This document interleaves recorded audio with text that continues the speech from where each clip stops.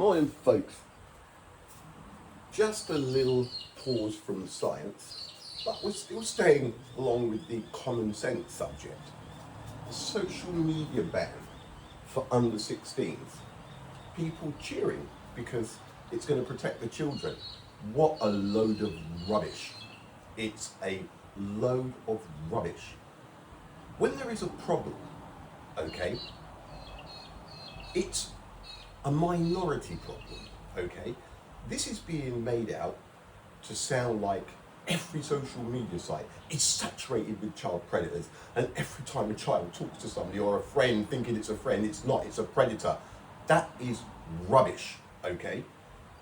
When you have a problem, like the one that they are saying that there is on social media, you don't remove the children from the problem.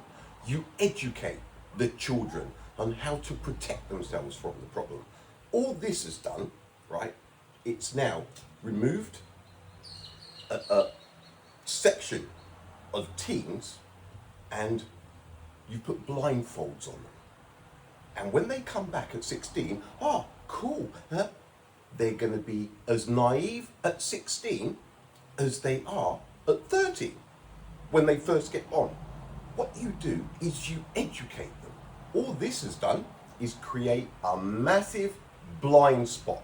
So now when they come online at 16, what happens?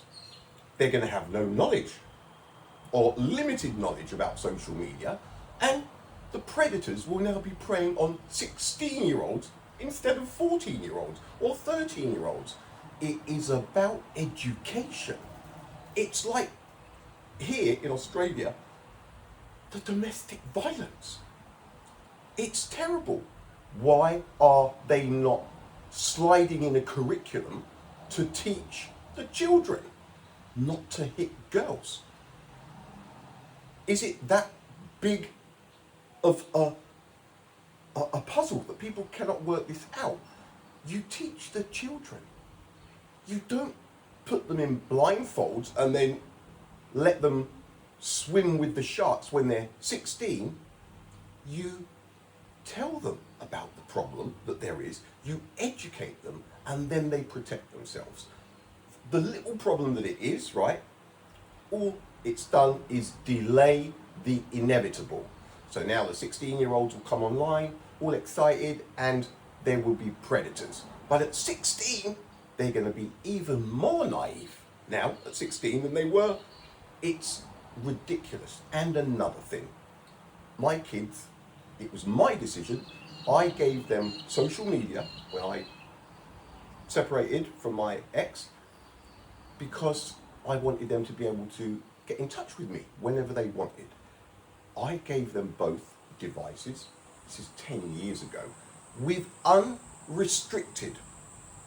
They could log on and unrestricted. It was my decision. Now let me see a child predator try and talk one of my kids into something. They're aware of it because I exposed them to reality, right? That's what you do. You cannot protect children by not exposing them to reality. That isn't protecting, that is making them more naive. It's prolonging the inevitable until they're older. It's about exposing. It's about education. It's about teaching them of the dangers so that they grow up understanding what the dangers are. You don't close the door on the dangers and keep it closed and you let them grow up and they're 16 and then you open the door, like, off you go. That's just ridiculous. And another thing, why can I not make the decision for my child? Why is it not it should be a parental guidance. No 16s allowed on social media unless the parent says so. This is just another, what do you call it? Lack of common sense. That's what it is. It's not a lack of common sense on the government's part. It plays into their hands, doesn't it? It plays into the predators' hands. They just have to hang around for a couple of years until the naive 16-year-olds come online with no experience.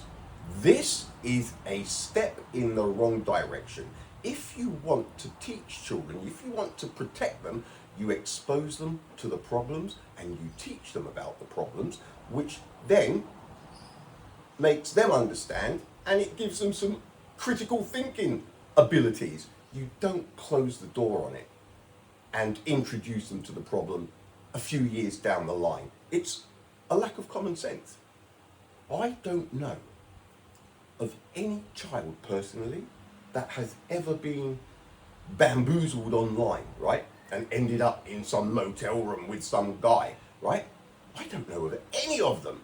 But some vibes that you get, oh, it's everywhere, it's happening everywhere. How many people, really, how many children on a personal level does anyone know that ended up in a situation because of online, right?